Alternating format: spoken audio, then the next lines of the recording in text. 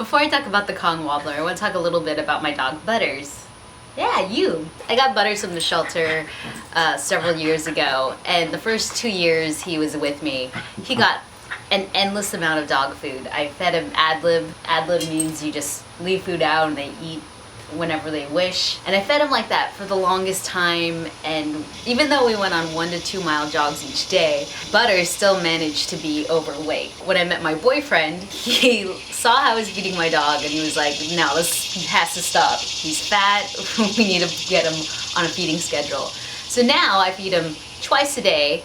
He only gets half a cup each time. Oh, what's that? What's that? And he's lost weight. He was 26 pounds. Now he's like 20 pounds. So he's lost 6 pounds on this tiny little dog. I feel that the way I'd fed him for a couple years and putting him on this feeding schedule, I think he thinks he's starving. And whenever he does eat, he eats like he's about to die. Like he has to eat everything within that second, to the point where he starts kind of choking on his food. I started using a tennis ball to help slow down his feeding. That only slowed down his feeding to like a minute. Even then, he was still kind of choking on his food. I decided to get the Kong Wobbler, which I think is the best tool for slowing down dog eating. The cool thing about the Kong Wobbler is that you can wash it in the dishwasher. It's actually really sturdy. The bottom is like the sand base. I've taught my other dog, Chippy, how to use it. And she uses what I think most dogs do, which is they knock it around with their paw. Butters has a different method, which he uses his nose and he pushes it around. And I think he's actually doing it very inefficiently. Right, Butters?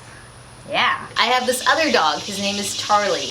Charlie isn't a big fan of dog kibble. I have to throw food around to get him to like be interested in it. He doesn't care about dog kibble, so why care about trying to get one out of the Kong Wobbler? I even taped some rope to it, hoping that he would grab it and we could tug a war, but still no avail. He wasn't interested. I decided, well, why don't I get Butters, who's an expert at the Kong Wobbler, to show him how to use it?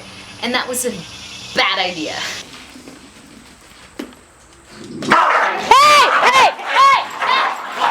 They ended up fighting. Even Chippy got in on that action and went after Butters, who's the lowest on the dog hierarchy. Even though you might think your dogs won't fight over it, it's just when food gets in the picture, your dog becomes a different person, I think. Use it solo, meaning one dog at a time. Just make sure no other dogs are in the area. We're gonna start the timer.